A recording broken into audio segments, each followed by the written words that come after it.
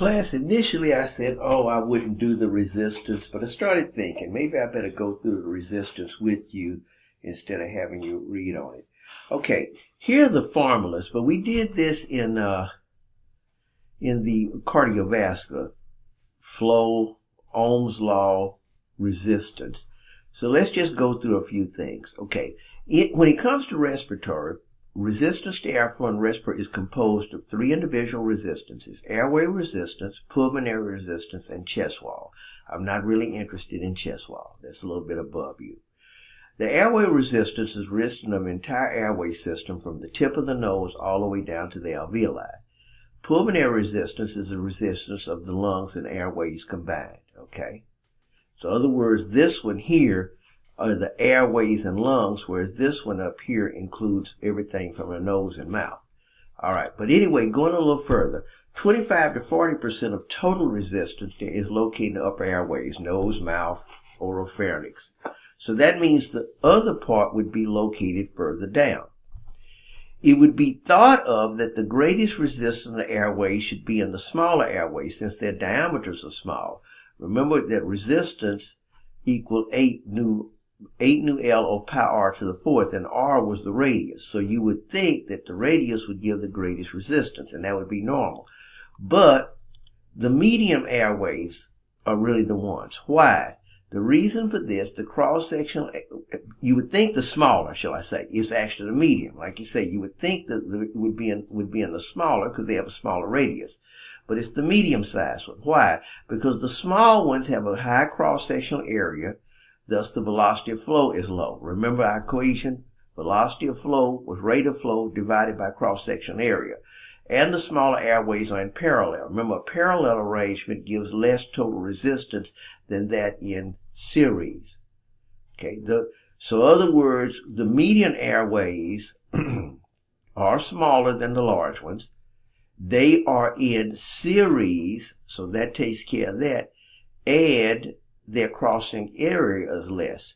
So that means that the greatest resistance is in the median airways. That's what I think this is in your book, shows the greatest resistance in these median size. And what I did was to explain here why that is. Okay, that's where the greatest resistance is. All right, we'll go a little further real quick. We already know what resistance is, and we did that. I'm going to get past that real quick. Again, we looked at that. We'll go past this. Now, airway resistance rises as breathing movements become more strenuous, because if you had, let's say, an asthma attack or something like that, the epinephrine via the sympathetic nervous system dilates the airways. So in other words, somebody having an asthma attack, one of the things we can do is give them epinephrine, because that dilates the airways. That dilates those airways, okay? Opens those smooth muscles up in those airways. All right. So we've already talked about surface tension. I'm going to get into that.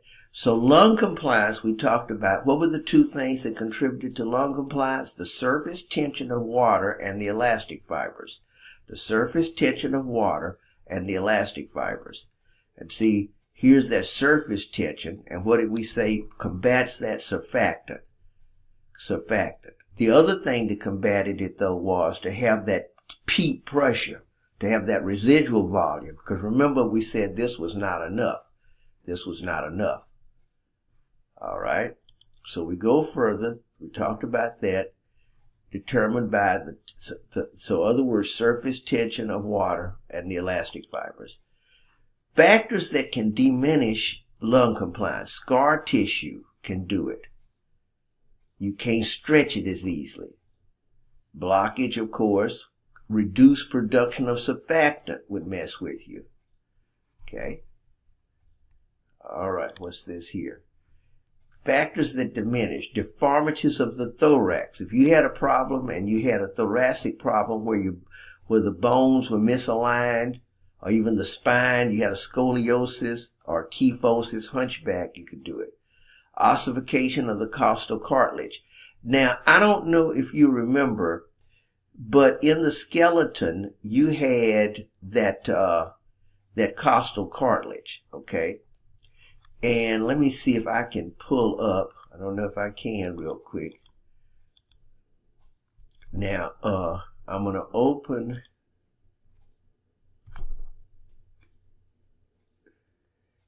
and see if you may recall that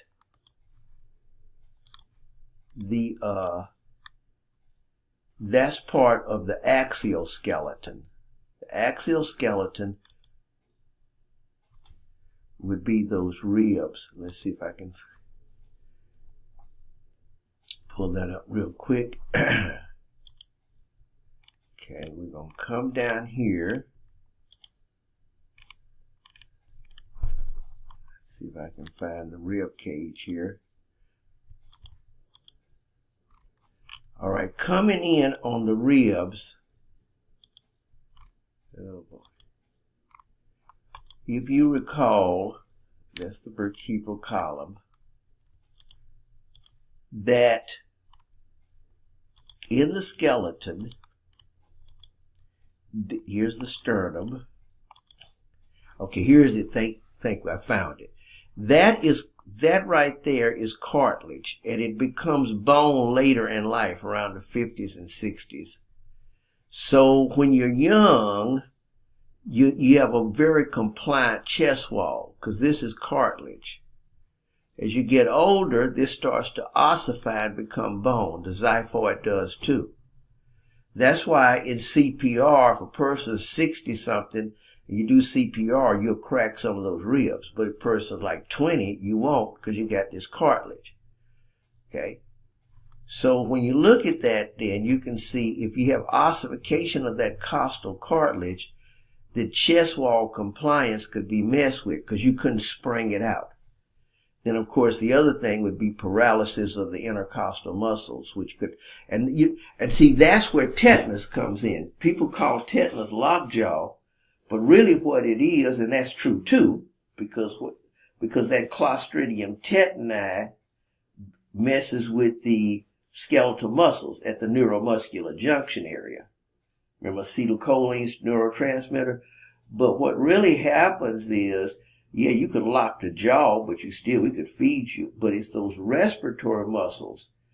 Those respiratory muscles. Because remember, they're using skeletal muscle.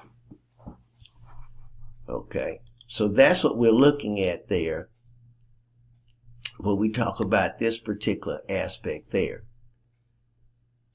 Now, I'm going to go here real quick since I have a moment and kind of speak on that. In my spirometry, I'll just kind of bring that up. What we do is when you do the spirometry, have some time. When you do the spirometry, you'll be breathing in and out. Okay? You'll be breathing in and out. All right, I'm going to go, let me find something here.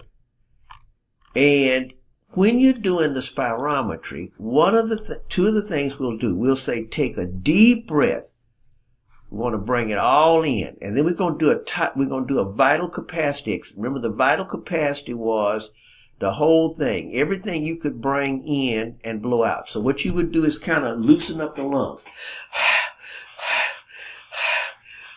Then you take a deep breath in and blow it all out as fast as you could. Blow it all out as fast as you could.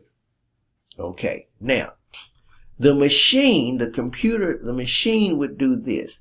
It would calculate the vital capacity volume. So it'll look at the volume. And what a good machine like in respiratory, the real deal, they would compare the volume, because what we would do, we would plug in your age, your height, your weight, even your race. See, these numbers here are just generic numbers. They're like median values. But different things come in. Now, for example, Hispanic individuals we find have the largest chest, largest capability for air. So all of this, and as you get older, you lose. So they plug all of that in, and it would compare the normal at all those factors to what you are. That's for lung volume. Now, a reduction in lung volume then could be due to scarring of the lung, fibrosis, or it could have been due to, like you said, chest wall problems, things of this nature. So that's a volume. issue. That is what we call a restrictive lung disease. A restrictive lung disease, R-E-S-T-R-I-C-T-I-V-E, a restrictive lung disease decreases the volume. A restrictive lung disease decreases the volume. Then we come to what we call an obstructive lung disease. Now remember, you blew out as fast as you could. You blew out as fast as you could. Okay? So what would happen is, if I can find it real quick, the machine also is going to look at forced expiratory volumes. Forced expiratory volumes at different time frames. Forced expiratory volumes at different time frames. So you would have like an FEV1, forced expiratory volume in 1 second. FEV2, forced expiratory volume in the second. That's 1. In the 3rd second. Now the average person ought to be able to blow everything out in about the first 2 to 3 seconds.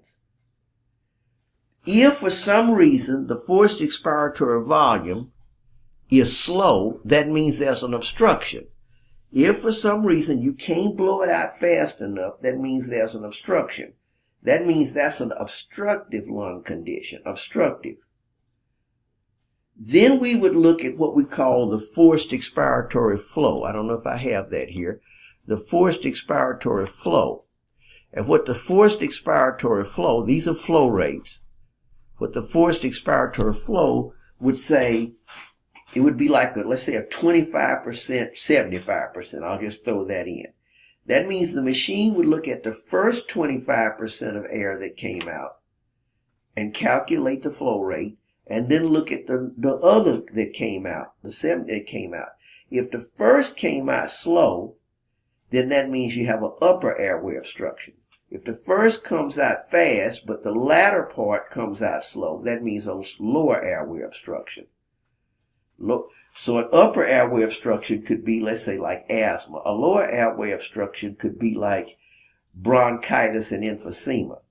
See, bronchitis and emphysema, you may see on TV, is called COPD. COPD. Chronic obstructive pulmonary disease. COPD. Chronic obstructive pulmonary disease.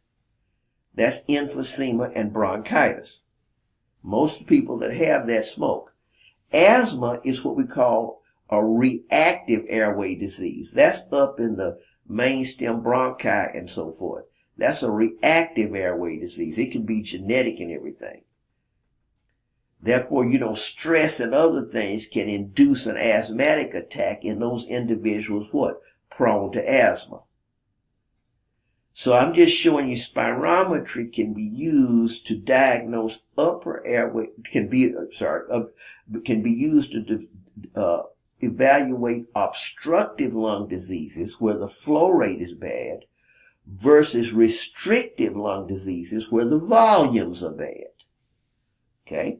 So just a little side note to give you an idea how that is since I decided to do the resistance aspect.